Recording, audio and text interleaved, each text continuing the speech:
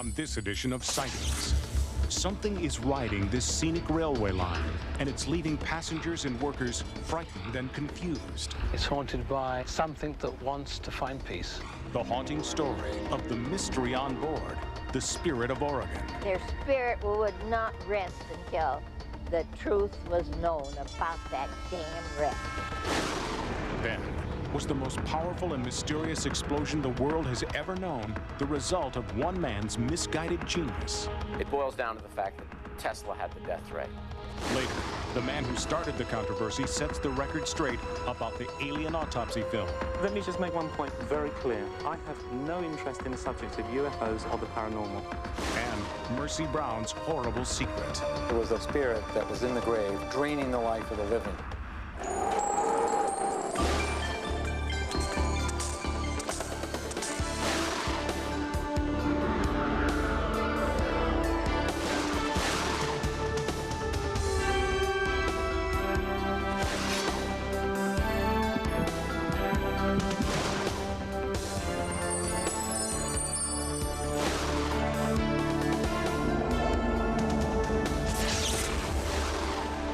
Welcome to Sightings. I'm Tim White.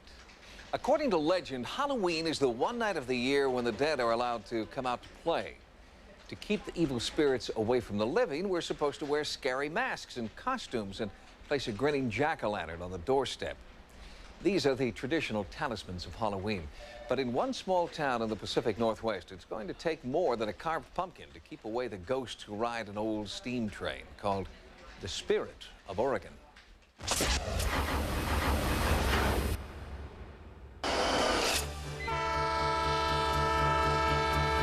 For passengers, a ride through Oregon's coastal mountains on this great old train is a trip through history where the rails have a story to tell. But one chapter in the story is disturbing, the story of a great train wreck and its victims who seem to have come aboard the Spirit of Oregon, perhaps because she is one of the very last of a dying breed. The Spirit of Oregon is very much alive. 5 years ago, this was the Spirit of Oregon, a great hulking piece of Americana rusting on the scrap heap. Vicki Steele took this picture before the restoration began. My husband has refurbished rail cars for the last 12 years. And one day he decided that we should have our own dinner train, so he built it, and now it's here. All aboard! The Spirit of Oregon carries its passengers along a scenic 50-mile route, then stops just short of an old bridge before returning home. And some people have come to believe that it is this route that has caused apparitions to appear in the coaches and on this photograph.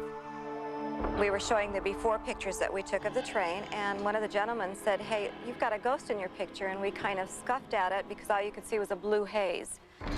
But from its maiden voyage on, there were also personal encounters with strange forces that seemed to be targeting the train's staff people. There was a bartender on the train that would have glasses blow up in his hand, or, you know, dishes will fly off, or chairs will get jerked out from underneath you. We had a lot of really strange things happen. Beating on the walls on our offices when there's nobody out here. And we'll see people walking through the trains when we know the train's locked up and it has a security system on it. When you catch something in the corner of your eye, you always look back. When I looked back, it was like somebody had taken ice water and shot it through from my head to my toes. It was just a real cold, cold feeling. And some people have reported feeling an overwhelming sense of dread, despite the train's smooth ride and hospitable interior. I can honestly say that that's probably the most depressed I have ever been in my life. Michael and Sharon Palmer had been invited on the train for a special anniversary dinner. It was August 6th, 1995, a date Michael will never forget. I was overcome by this overwhelming depression. It was like a despair, an emptiness. Suddenly a realization came to me that the feelings I'd been having must be very similar to the feelings that someone has just before they're going to die. And naturally I broke down. I started to cry at that time. Michael Palmer did not understand why he was experiencing those unnatural emotions, but somehow he felt it was connected to the railroad's past and the photograph. We could see it was changing. We couldn't understand it at first, and then as it kept getting clearer and clearer, we happened to mention it to a gentleman by the name of Edmund Stone. I started to wonder, I know it sounds strange, if perhaps there was a reason it was happening at that time. What's your name? Stone is a producer for a Portland television station.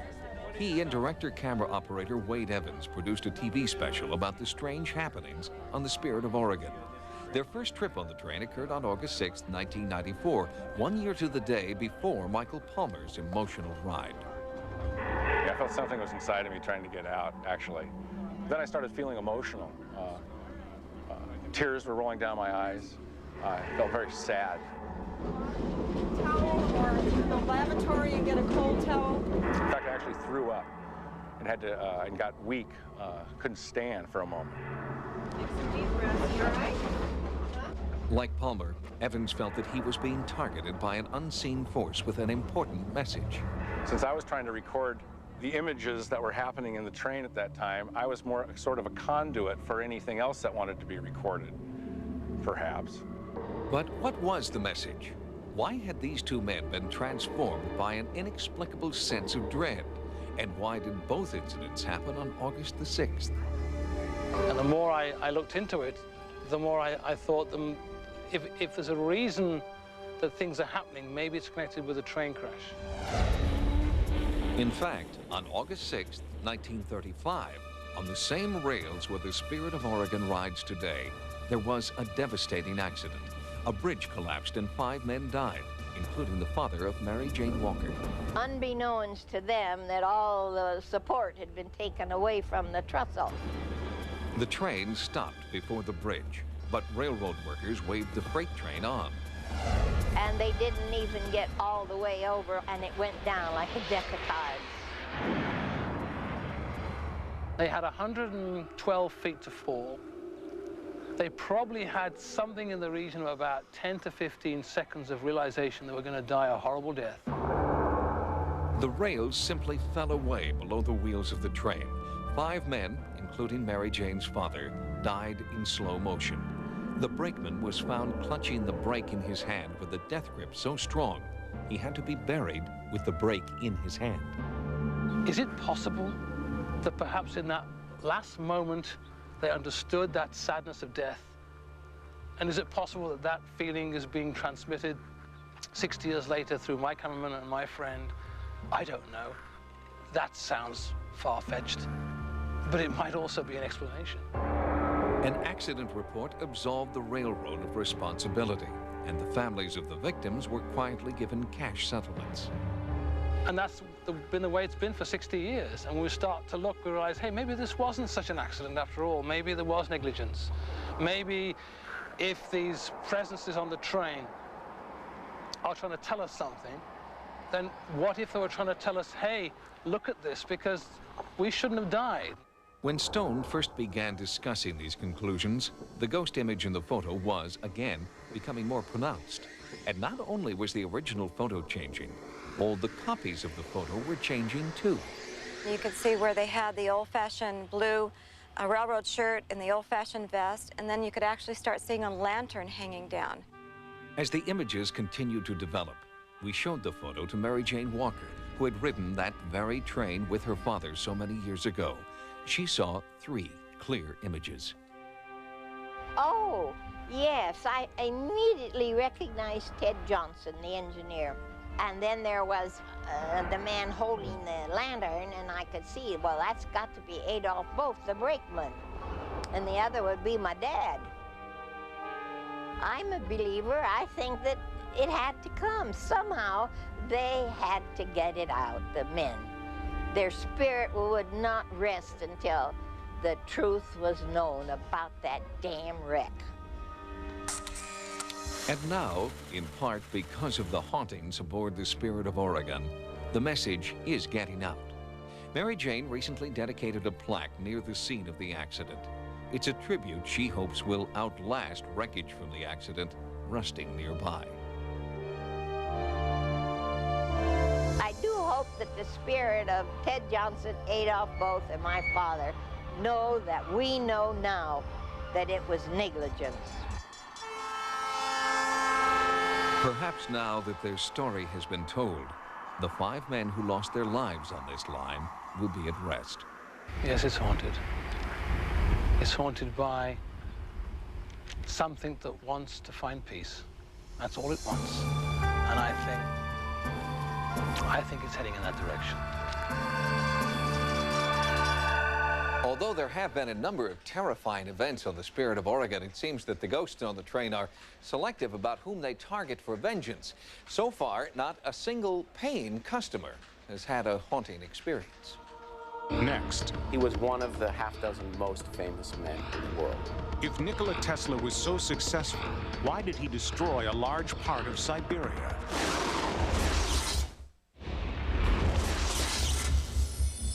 Halloween and horror movies just naturally go together. And if you've ever rented an old black and white horror movie, you've seen the wild-eyed, wild-haired mad scientist hunched over a weird contraption spewing electricity.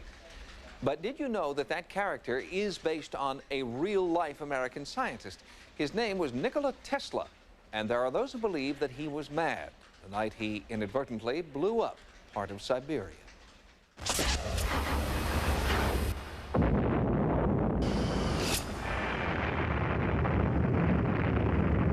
On June 30th, 1908, a remote area of Siberia known as Tunguska is devastated by a mysterious force 2,000 times greater than the bomb dropped on Hiroshima. It left no crater or residue, the usual calling card of a meteor or comet.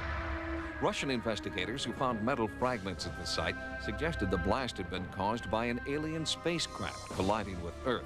But a new, compelling theory about the Tunguska incident suggests that a highly concentrated beam of electrical energy caused the total devastation in this region, and that only one man had the scientific knowledge to pull it off.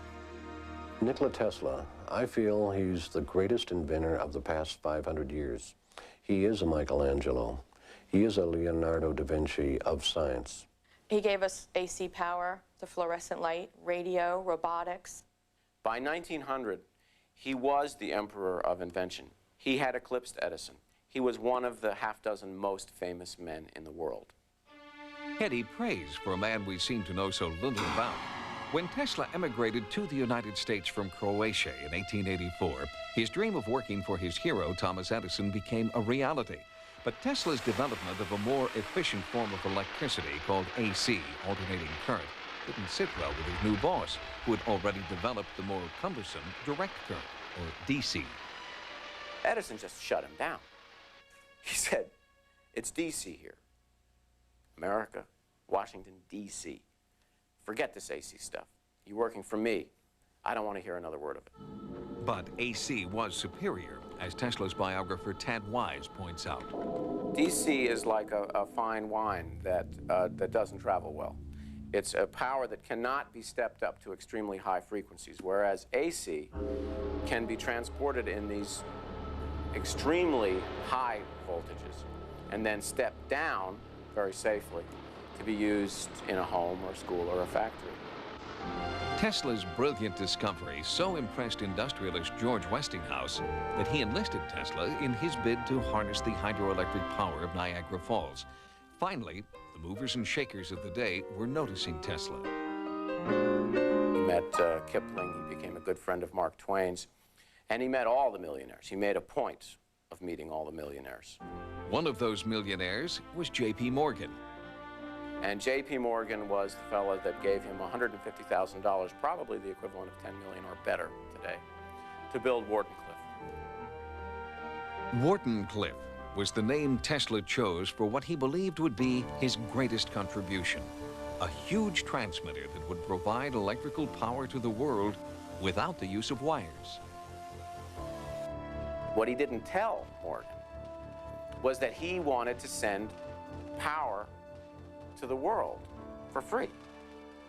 Journalist Ellen Sherman believes this was the beginning of the end for Wardenclyffe. J.P. Morgan did not want to back something that was going to give free energy to people who he could put no meter on. He could not get any money from it whatsoever.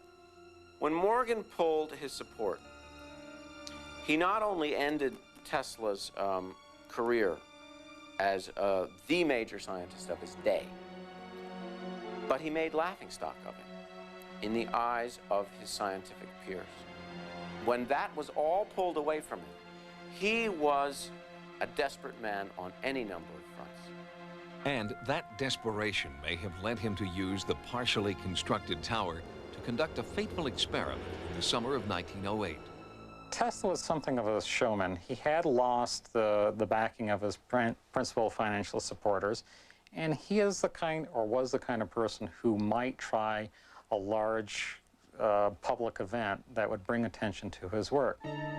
Oliver Nicholson has found evidence that Nikola Tesla may have been planning to aim his electrical beam at the North Pole in order to put on a dramatic light show for Admiral Peary, who was in the midst of his historic expedition.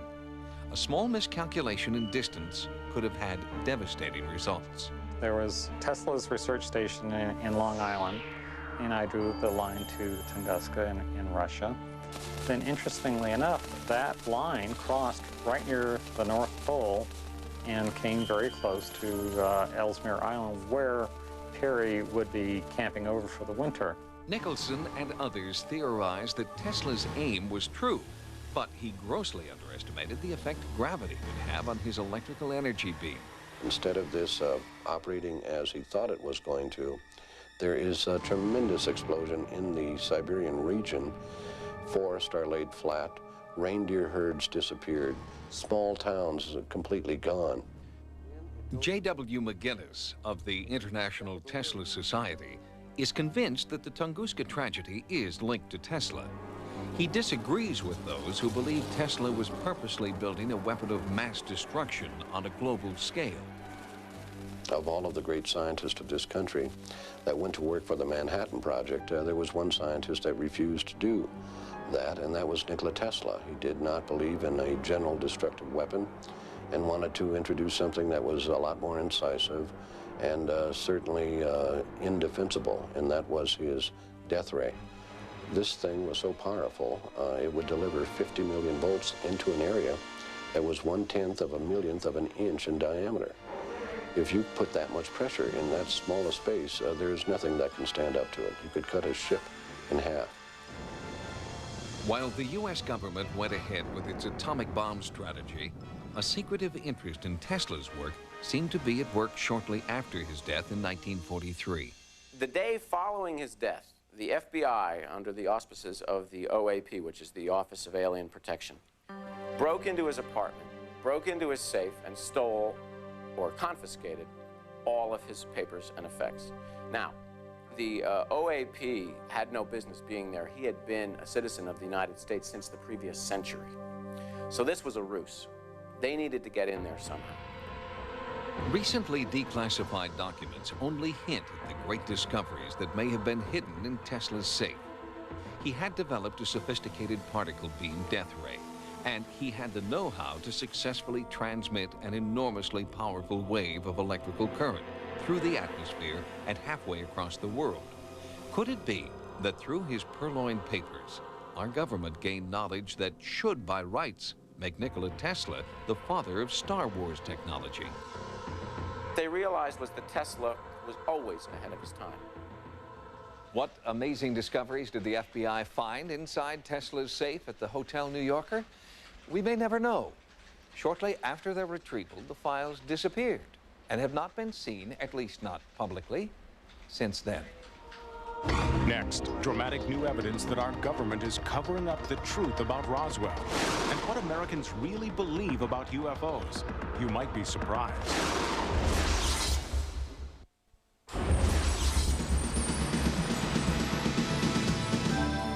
Here are some of the stories that Sightings is following in the news. After more than 45 years, the federal government's General Accounting Office has finally started auditing government records to determine what really happened in Roswell, New Mexico. In Washington, D.C., America's auditor, the General Accounting Office, has finally released the results of their full-scale Roswell investigation.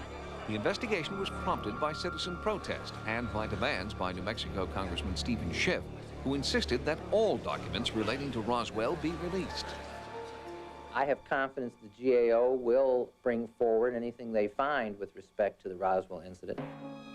The result is a terse report, nearly as inconclusive as the famous saucer crash itself. 15 government agencies complied, including the FBI, CIA, Army, Air Force, and Navy. However, few documents were turned over. The GAO report states that nearly every relevant record from Roswell Army Airfield has been destroyed, and that it is not known who destroyed the records or under what authority. While the U.S. Air Force has explained the Roswell incident as the crash of a classified balloon project aimed at the Soviet Union, the National Security Council, the CIA, and the Office of Science and Technology have no record of such an operation.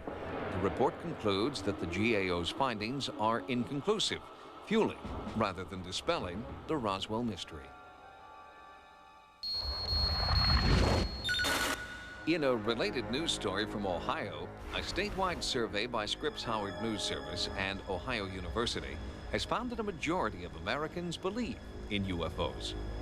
We interviewed 1,006 people. We had people in every area code in terms of age, education, income. So it does represent the entire country. UFOs were a new topic for this biannual poll, which is designed to survey our attitudes about government. We put the question about flying saucers in as another kind of dimension of how people feel about what government does and says. The question posed was this: do you believe that UFOs are real and that the government is hiding what it knows? 50% of the people said it was very likely or likely that flying saucers are real and the government was hiding the truth from us. 43% said that it was not likely that saucers are real and the government was hiding the truth. That means that half of all Americans not only believe in UFOs, they also believe that the government is covering up the truth of their existence. And it's an opinion that crosses all age, gender, ethnic, and socioeconomic lines. There is some evidence, after all, that the government hides things from us. You can dismiss a lot of these, but there are some of them you can't explain.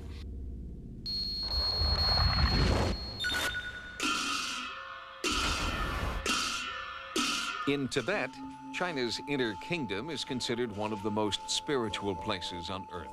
The leaders for life of this autonomous region are called lamas, the holiest of all Buddhist monks.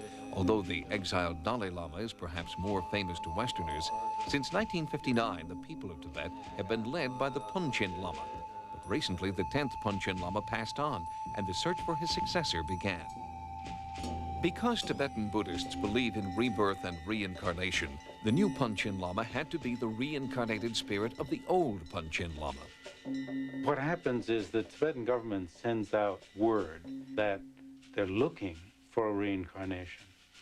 And they're asking whether there are any unusual children who have been born recently. Ones having unusual knowledge, or ones who are born in the midst of miraculous activities. Dr. Jeffrey Hopkins is a professor of religious studies at the University of Virginia. He has written over 20 books on Tibet and Tibetan Buddhism. Once they've narrowed down the candidates somewhat, they'll test those candidates by asking the child to choose, for instance, a rosary used by the Lama in the last lifetime as opposed to another one. Monks from the Panchen Lama's monastery believe they have recognized the spirit of their former leader and spiritual teacher reincarnated in the body of a young boy. But Tibet is part of China, and the secular Chinese government is demanding a role in choosing and educating the new Lama. The decision has outraged Tibetans because the care of its most spiritual leader is a task that has been left mostly to Tibetan monks since the 18th century. Dr. Hopkins believes the government's motivation is obvious. As British spies used to say, there's no way of controlling Tibet without controlling or having a Lama on your side.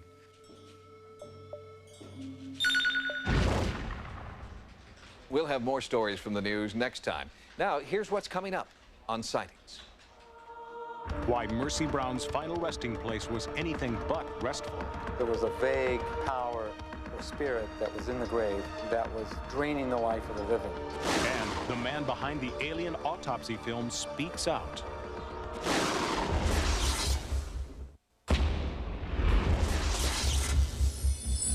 On Halloween, tens of thousands of make-believe Count Draculas roam the countryside, blood dripping from their plastic fangs. Impersonating the fictional vampire is a popular and harmless tradition.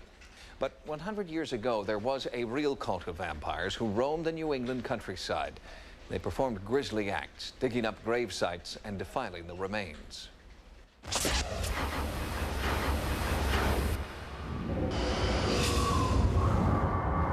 One biographer of Count Dracula referred to Rhode Island as the Transylvania of America, meaning that more vampire incidents have happened here than anywhere else in the country, which is probably true. In an old cemetery just outside of Exeter, Rhode Island, is the grave of Mercy Brown. You would never know by looking at it, but this is perhaps the most famous site in the history of American vampirism. Mercy Brown was just the farmer's daughter. Nothing remarkable about her apart from the fact that her body was exhumed and her heart was cut out. What do you think of when someone mentions the term vampire? Michael Bell is a folklorist who specializes in the study of New England's vampires. He's lecturing on the life story of Mercy Brown and how her own brother came to consume her blood-drenched heart. Mercy Brown probably is in the forefront of importance in terms of the vampire practice in America because she's the most well-known and, as far as I can determine, the very last case. Mercy Brown was born in Exeter in 1873, a town some of her descendants, including Lewis Peck, still call home. Exeter was a farming, log-cutting, wood-cutting town. Timber and farming. Exeter, that's what Exeter people were. Mercy attended a one-room schoolhouse and led a typical New England farm life. But as she grew up, her family grew ill. She watched helplessly as her mother and sister died from consumption, what we know today as tuberculosis. In the meantime, Mercy Brown became ill with consumption, and it was a kind called galloping consumption, and so it progressed very rapidly. In January of 1892, at the age of 19, Mercy died. Her surviving family feared Mercy's brother would be the next to go. The general belief was there was a vague force or power or spirit that was in the grave that was draining the life of the living. In an effort to stop the inexorable march of the disease, the bodies of the Brown family were unearthed to determine which corpse was draining the life from the living. If you knew nothing else to do, what would you do? Try anything. Well, the mother and the first daughter were basically decomposed the way they thought they should be. But when they came to Mercy, she looked too fresh. They come back here, dug her up, found her turned on her side, which, how do you turn on your side if you're buried? The 19th century gravediggers knew nothing of forensic science. They saw what they believed to be unnatural hair growth, nail growth, and a heart still full of blood. Mercy was considered to be one of the undead. Well, she'd only been dead a few months before they exhumed the body, and these were winter months, so the rate of decomposition would have been quite slow to begin with. Paul Sledzik is a forensic anthropologist with the National Museum of Health and Medicine, who has also studied the Mercy Brown case. They would be looking for things like lengthening of the fingernails, which is actually not lengthening the fingernails, but just receding of the tissues underneath, so it appears as though the fingernails have grown. They also look for evidence of new skin, of like a whitish skin appearing over the reddish old skin. That's also just a byproduct of decomposition. It's called skin slippage. On a bitter cold night, Mercy's heart was torn from her body, burned, and the ashes mixed with water for her sick brother to drink. Although he died soon after, he was the last member of the family to succumb to the disease. So they thought for sure that they had got the vampire. And all the time, it was tuberculosis. Mercy was not alone. Researchers have uncovered more than 15 incidents in which corpses were exhumed and then consumed. In 1990, Paul Sledzik discovered this defiled burial site in rural Connecticut. Upon starting to excavate the graves, they found one particular burial that intrigued them because the bones had been rearranged after death. The skeleton had been tampered with years after his death. The bones had been separated and rearranged in a skull and crossbones configuration, a ritual designed to keep the undead in their graves. Well, if you look generally at the New England folklore about how to kill a vampire, they're essentially causing disruption to the corpse. In the Mercy Brown case, they're removing the heart and burning it. They're just trying to cause some disruption to the normal appearance of a body within the grave. But did the ritual performed on Mercy Brown work? This is where we were told not to play. According to Peck, all is still not quiet at the Brown family plot. He recalls a night many years ago when he saw an unnatural force rise up from the grave of Mercy Brown. And I'm in my 20s, and it's in the wintertime. So we pull in here.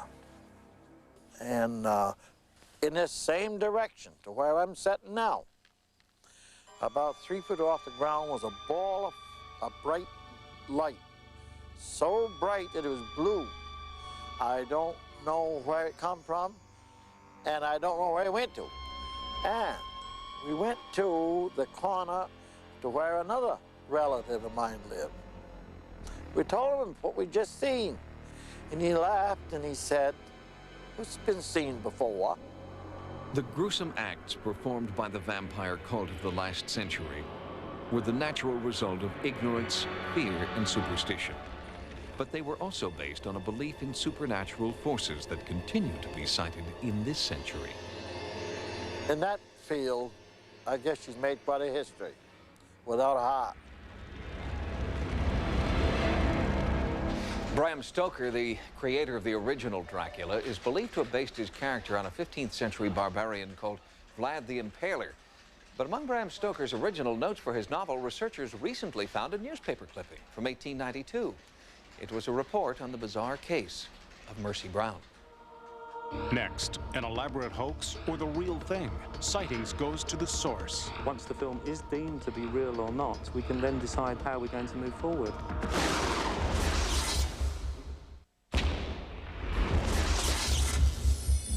Ray Santilli is the most sought-after man in ufology today. Santilli claims that he has found film footage of a government autopsy of an extraterrestrial.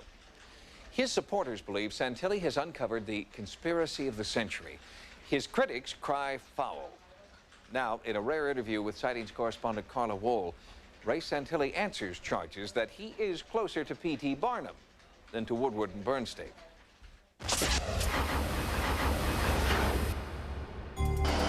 Ray Santilli claims he's just a businessman with absolutely no interest in UFOs. Yet we have only this man's word for the UFO story of the decade. Santilli claims he's blown the lid off the Roswell saucer crash mystery. In 1993, Santilli says he was researching a music documentary, searching for footage of Elvis Presley, when a former U.S. military cameraman sold him some footage that is out of this world. This, according to Santilli, is film of an autopsy being performed on an extraterrestrial life form which died following the impact at the Roswell crash site. Santilli bought it, marketed it, and sold the rights to television producers around the world. It's already aired twice here in the United States. Stills taken from the film can be found on nearly 200 websites on the internet, usually accompanied by a lively debate about their authenticity. Is the film proof that aliens have in fact landed on planet Earth? Or is it an elaborate hoax? As we sit here talking, I don't think there's a shred of evidence to suggest that the film is a hoax. In a rare interview, Ray Santilli agreed to talk to Sightings about his motives, the film, and what some critics are saying about it. First, let's talk about what some special effects people are saying. We've talked to two highly respected people, one here in England, one in the United States, and both say that's a fake body. Not a bad fake body, but nevertheless a fake body. Well, that's the opinion of the special effects company that you visited and saw. However, you know, a special effects company can have you and I sitting in the car with John F. Kennedy driving down Dealey Plaza. That's the job they're in. They can recreate anything. I mean, recreating something and the event itself are two separate issues. Amid the hype and promotion surrounding the release of this film were claims that then-President Harry Truman was among the witnesses at the autopsy. No one has yet seen that footage. No, in fact. And in fact, the Truman Library says that there's no record of him being in that area during that time. Firstly, President Truman is listed on one of the canisters as being there at the autopsy. Our cameraman confirms quite categorically that he was there. The Truman Library states that he couldn't have been there, he was somewhere else. Now, I don't know, you know, if the Have you seen him on the film? No, but if the event occurred, as we believe it did, and, you know, quite a few people have kept quiet, would the Truman Library actually have information that we could rely upon if it was such a secret operation? I don't know. But it is a discrepancy. If this was such a top secret thing, how could a cameraman get 22 reels of film and it never be investigated and them not track it down? How is that possible? That's an incredible story itself.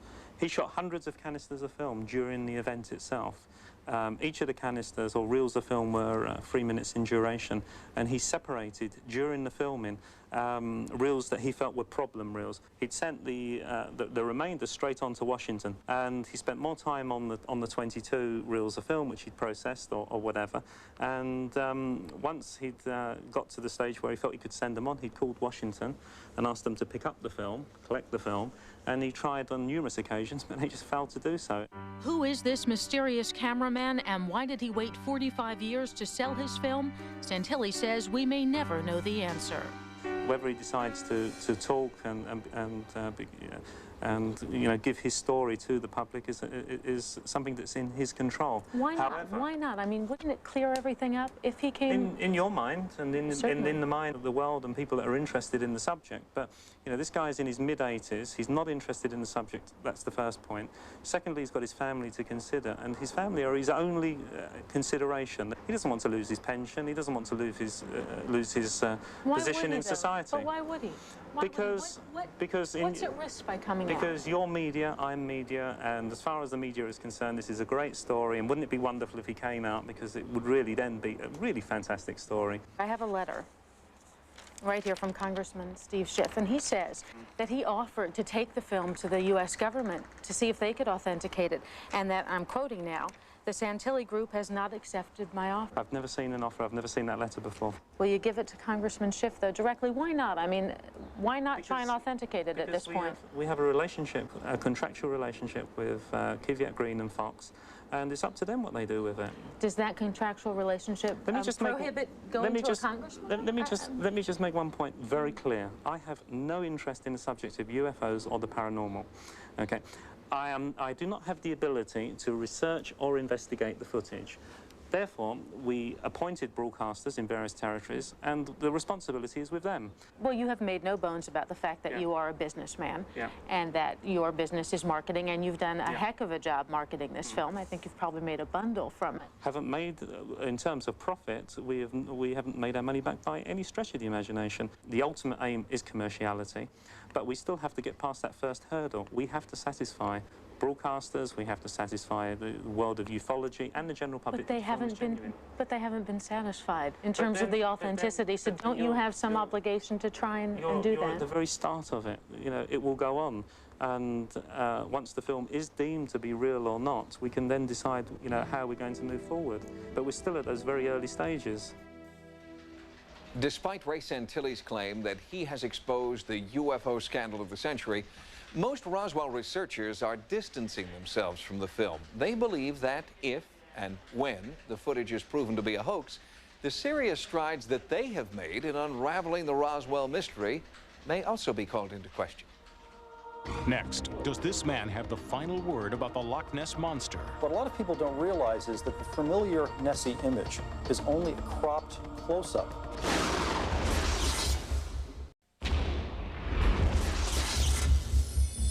In 1994, a story was circulated that Christian Sperling had gone to his grave claiming that he had faked the world's most famous photograph of the Loch Ness Monster. But now, New Jersey researcher Richard Smith believes that he has found evidence that Sperling's deathbed confession may have been the biggest hoax of all. On the morning of April the 19th, 1934, Lieutenant Colonel R. Kenneth Wilson, who was also a practicing physician in London, was on a vacation in the Highlands of Scotland. And he claimed to have stopped his car along one of the shores of this immense lake, Loch Ness, and seen a disturbance in the water, and seen the head and neck of a large animal emerge. made some exposures of plates, went up to the city of Inverness and had them developed. And one of the results was, of course, the most famous of all Nessie images. You could say it's the face that launched 1,000 ships. This is the most enduring image we have of the elusive Loch Ness Monster. The photo was judged authentic until last year, when newspapers reported it was a hoax. But Richard Smith believes he has new evidence that proves this photo is real.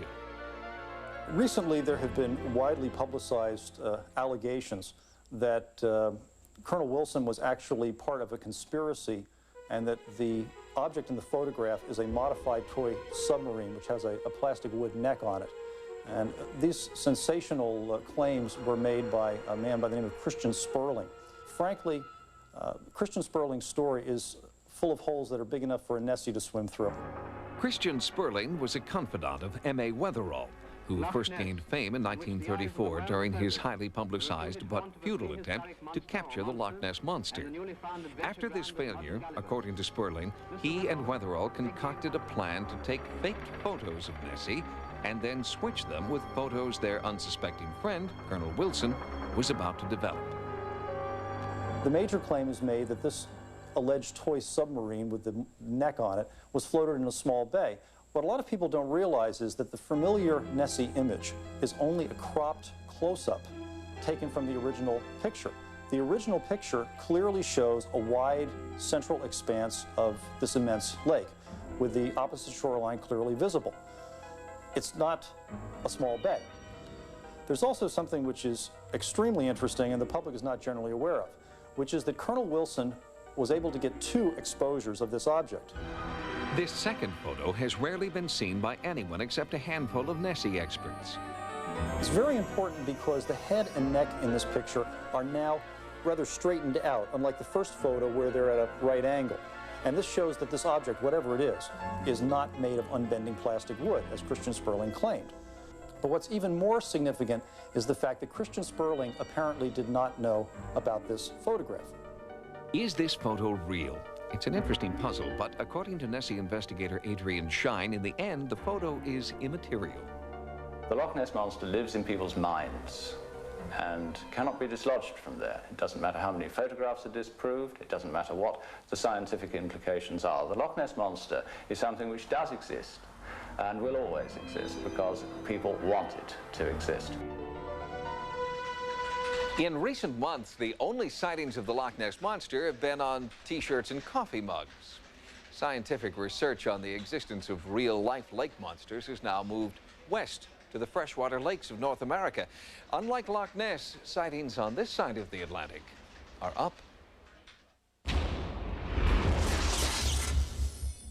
If you've had a paranormal experience, please write to us at Sightings.